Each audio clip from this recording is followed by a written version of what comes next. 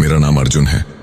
एक साधारण सा लड़का जिसे जिंदगी से ज्यादा कुछ नहीं चाहिए था, सिर्फ एक प्यार करने वाला परिवार। मेरे बड़े भाई राघव मुझसे 10 साल बड़े थे और मेरी भाभी स्नेहा एकदम सौम्य, शालीन और समझदार महिला, घर की आत्मा थी। जब मैं कॉलेज से लौटता, भाभी के हाथ की बनी गरम रोटियों की खुशबू मुझे दरवाजे तक खींच लाती। लेकिन यह सब ज्यादा दिन नहीं चला।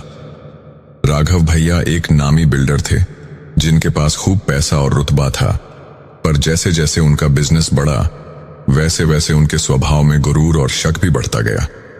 भाभी पर शक करना उनका रोज का काम बन गया था। वे देर रात तक घर नहीं आते, और आते भी तो भाभी पर इल्जामों की बौछार करते। मैं जानता हूं तुम किसी और से मिलती हो स्नेहा, तुम्हारी आंखें सब बयां कर देती हैं, भैया चीखते। भाभी की आंखों में आंसू होते पर लबों पर खामोशी। मैं जब भी बोलने जाता, भाभी रोक देती। अर्जुन, ये हमारा आपसी मामला है, तुम मत बोलो। लेकिन एक रात कुछ ऐसा हुआ जिसने सब कुछ बदल दिया। भाभी की चीख सुनकर मैं दौड़ता हुआ उनके कमरे तक गया। दरवाजा खुला था। अंदर राघव भैया भाभी को धक्का दे रहे थे। तुम जैसी औरतें प्यार के लायक नहीं होती, उन्होंने जोर से कहा और कमरे से बाहर निकल गए। भाभी जमीन पर गिरी थीं, उनके होंठ से खून टपक रहा था। मैं उन्हें उठाने गया, पर उन्होंने मेरी ओर देखा और एकदम से सख्त आवाज में कहा, अब बहुत हो गया अर्जुन, अब इंतकाम होगा। मैं अवाक रह गया।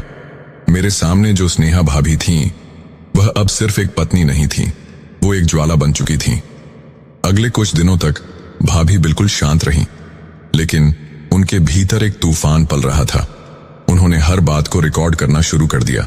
राघव भैया की गालियां, मारपीट, उनका एक एक्स्ट्रा मैरिटल अफेयर, सब कुछ। एक दिन उन्होंने मुझे बुलाकर कहा, अर्जुन, मुझे तुम्हारे भरोसे की जरूरत है। मैं राघव को सजा दिलवाकर रहूंगी, लेकिन मुझे तुम्हारा साथ चाहिए। क्या तुम तैयार हो? मैंने बिना सोचे कहा, हां भाभी। अब मैं भी चुप नहीं रहूंगा। एक रात भाभी ने राघव भैया को उनके अफेयर वाली लड़की के साथ एक होटल में रंगे हाथों पकड़ लिया। सारा सबूत भाभी ने पुलिस को दे दिया। वीडियो, कॉल रिकॉर्डिंग, मारपीट की मेडिकल रिपोर्ट।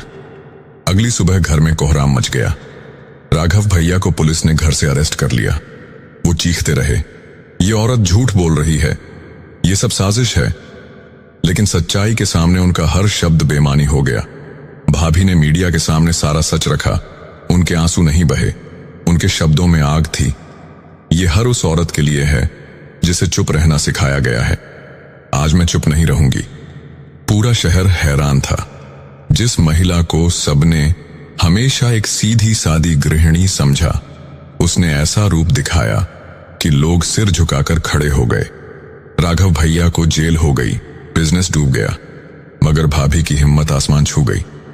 उन्होंने तलाक लिया और एक महिला सहायता संस्था शुरू की, जहां वो ऐसी ही महिलाओं की मदद करती थीं जो घरेलू हिंसा का शिकार थीं। मैं आज भी जब भाभी को देखता हूं तो गर्व होता है। कभी एक डरपोक सी महिला आज सैकड़ों की प्रेरणा बन चुकी थी। भाभी का इंतकाम सिर्फ एक बदले की कहानी नहीं थी, यह उस औरत की कहानी थी जिसने दर्द को ताकत में बदल दिया। कभी कभी सबसे खामोश औरतें भी जब बोलती हैं तो उनकी आवाज से न्याय की दीवारें हिल जाती हैं।